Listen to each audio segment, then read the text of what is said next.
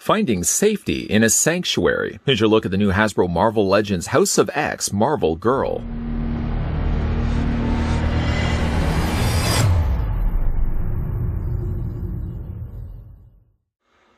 Marvel Girl leads her fellow mutants to the island sanctuary of Krakoa in a bid to declare sovereignty from humankind.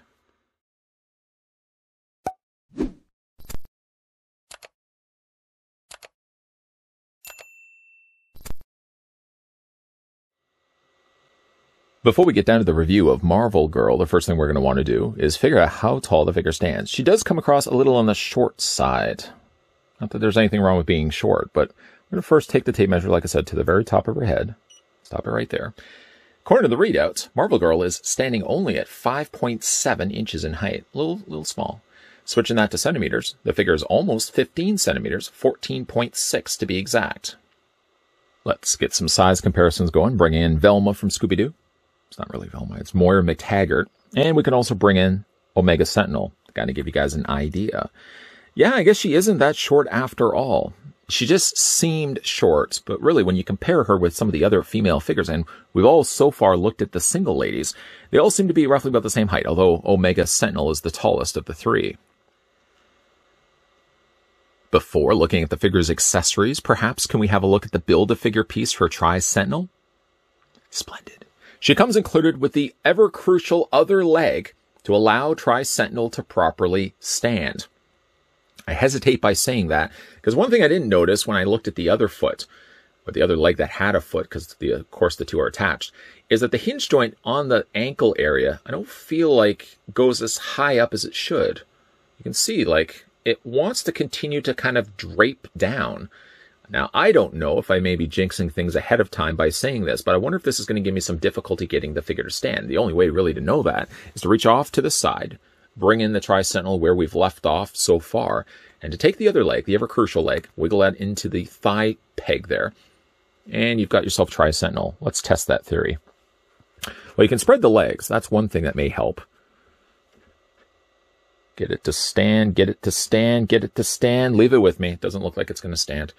Yeah, I don't know. Maybe it's something I'm just noticing early on, and maybe it fixed itself somehow once I've got the arms and the three heads in place. I feel like maybe those ankles may be some difficulty when it comes to getting it to stand. Leave it with me. We're going to put that to the side for the time being. Marvel Girl also comes included, didn't mean to shout there, also includes some swappable hands as well. Let's get a good gander at those. Of course, in the territory of its own accessories, Marvel Girl comes with these gestured hands, suitable perfectly if you want to have your figure displayed and just outside the norm of just having it boring with the closed fists. Nobody likes closed fists on figures. Boo, closed fists. I prefer these hands myself. These have a lot more personality, certainly going for them. And they're not simply just carbon copies to one another either. They're not using the same mold, nor could they really, because the thumbs are going on the opposite sides. But to swap out the hands on Marvel Girl, you just go ahead and pick up the figure. Grabbing, again, the very ever-boring fists. Boo, fists. We're going to go ahead and pop those off, like that. And again, remember, thumbsies go in. Pop that in for the first one, and then mimic the exact same thing just on the other side. Pop that in place, just like that. I will say, like, the hands are super easy to change. No difficulties there whatsoever. And again, you can get some pretty cool looking poses. If you, of course, want to also have those hands for holding something, well, she does also come with the Crocodile plant, which you can see right here, the Crocodile Flower. Something of which that grants healing abilities, which I believe they use for trading with the humans. You can see it's pretty decently sculpted. Let me just put down Marvel Girl for the time being and show you guys what it looks like. Yeah, the Crocodile Flower, as you can see, has the purple petals and a nice little buds there along the top. I guess it could use just a little bit extra paint. It looks like it's just mostly plastic. I don't know if this is actually two pieces of plastic or they did just take one plastic and then they just painted it, because it kind of actually looks like it's two separate pieces. But if you look down below, I suppose there is a little bit of remnants of purple paint. Didn't mean to spit all over you. Down below on the actual leaves of the flower. It's decent. I mean, it still has the issue that I had with the Stilt Man, although it's just on a smaller scale. There's a whole lot of marbling going on here. If that doesn't bother you, then it doesn't bother you. But I have noticed, like, there's a lot of marbling lately with a lot of these Marvel Legends releases. I don't know if it's just the way that they're mixing their plastics as of late. But I notice a whole lot of it here on the Crocodile Flower. But you can go ahead and actually put that down for a second. You could bend the hands on Marvel Girl, and you can actually take the flower and sort of fit it in between her fingers. Carefully, carefully, carefully. There you go. You can have her displayed like that as well. One way to display the figure, certainly if you don't want to have her in a gestured pose. But she comes with those as her accessories. Let's go ahead and put the flower to the side and get a closer look at Marvel Girl. Starting first with her head sculpt. There's things I like about this figure, but unfortunately there's some real plaguing problems with Marvel Girl. The biggest one is the thing we'll talk about later on, but we'll start first somewhat positive, looking at the head sculpt. Short of a very uninteresting head sculpt, where it just seems like she just doesn't want to be here. She wants to be somewhere else. She's visiting family, and you can clearly tell she's thinking about what she's going to be doing that night. She wants to go out with her friends. She doesn't want to hang out with older people. That's kind of like the gesture, like the face sculpt that I'm getting here. Just generally uninterested. I wish they had given her an expression, something. On the back of the package, they have her screaming. I certainly don't want a screaming expression because that really limits what you can do with the figure. But it just seems like she's just generally uninterested being here. I'm so sorry I'm boring you, Marvel Girl. I mean, it's a pretty enough head sculpt. And at least to its credit, she knows how to properly put lipstick on her lips. More, I'm looking in your direction. That's a joke that probably means it's not even relevant unless you've seen the review. But I do think that the paint's done pretty good. You can see that there's the eyebrows peeking out from the top opening of her mask. It's kind of weird a little bit that you can see a little bit of her eyebrows, because you would think that that would be the one thing they would have just left off. And then I asked myself, well, would it have worked better if you didn't see her eyebrows? Well, maybe the mask probably didn't have to be then as high. But like I said, it's an okay, pretty head sculpt, but I feel like she just seems so absolutely bored with what's going on right now. The sculpting of the hair is pretty good, as you can see as I spin the figure around. Doesn't really have much in the way of additional paint to it, only really relying on just the one singular color.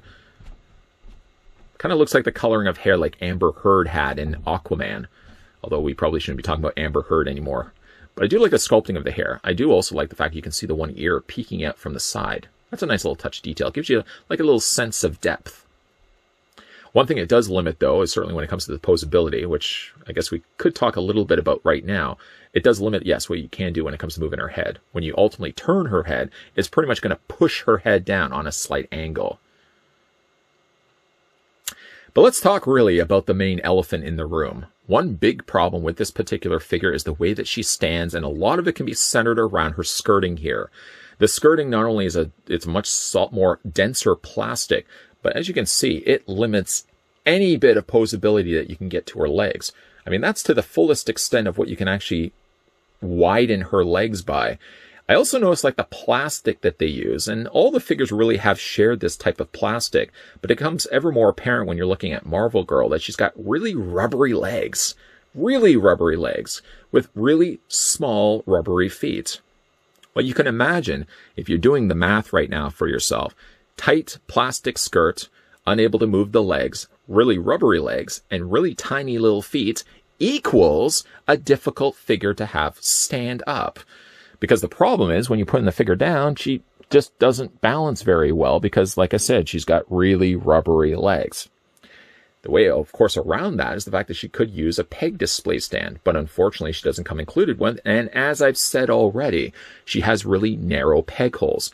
So unless Hasbro down the road decides to actually give us something in the way of a display stand, I have yet to really find a stand in my collection that actually supports these figures' feet. So that's really difficult. But one time I really wish I had a stand to hold a figure would be the time right now looking at Marvel Girl, because she, like I said, has a lot going against her. And I don't mean to be drawing so much attention down here, but that's really the culprit right here. Hard plastic skirt and real difficulty when it comes to her feet actually being able to move. Suppose we already talked about it a little bit, but let's talk about the posability here on Marvel Girl. So her head rotates back and forth. It hinges down and hinges up, but I don't even know why they really needed. Obviously, for the construction of the figure, they would have to put the hinge joint in there right below the ball joints, but you really can't do anything with it. I mean, yeah, just a little bit up and down, a little bit back and forth, but so much of this hair does such a number on being able to properly move the figure's head all the way around. Not to mention as well, when you're getting down to her lower torso, well, this area right here, she only has just a ball joint, and she only has a ball joint right here. I wish that they could have cut in this area right here and used the top torso as a separate piece. So even if there were limitations when it comes to this part and this part, you would at least have top torso articulation, but it's all relegated to the waist. And because the waist is so limited by its sculpt, you really can't pull off too much when it comes to moving her torso. I get the idea that they wanted to make this consistent so the sculpt stayed clean, but I think in a case like this, really what they needed to do was keep the torso, this part, from like this part up, as a separate piece, and then at least you'd be able to move that. It wouldn't still relieve any of the issues that I have with the legs, but at least it would be something. Now the arms do hinge out, though those are fine. I don't have any issues with those. You can also rotate the arms all the way around. She has a bend at the elbow. Single hinge, you can rotate that forearm all the way around, and you can also do the exact same things with the hands, rotate them all the way around, and hinge them back and forth. When it comes to, again, that torso, not much. That's all you can really get. And when it comes to the legs, well, good luck getting anything really happening here. Forward and back on the legs, even though there's a split on the side of the skirt, it's more just the tease than anything else, because like the split in the skirt really limits what you can do with it. I could seem to do a lot more with McTaggart's actual lower half, the skirting area here, than what I can actually pull off here with Marvel Girl. I can't get the legs to split any further past this point. She does have a swivel still further up on the thigh, double hinge on the knee. And when it comes to the feet, yes, the feet can hinge back and forth, and there's the ankle pivot back and forth just a little bit though. The big problems, again, with this figure really, I think, outweigh the positives. The negatives on this figure is the fact that she has really rubbery legs, as you can see right here. She has some real difficulty standing.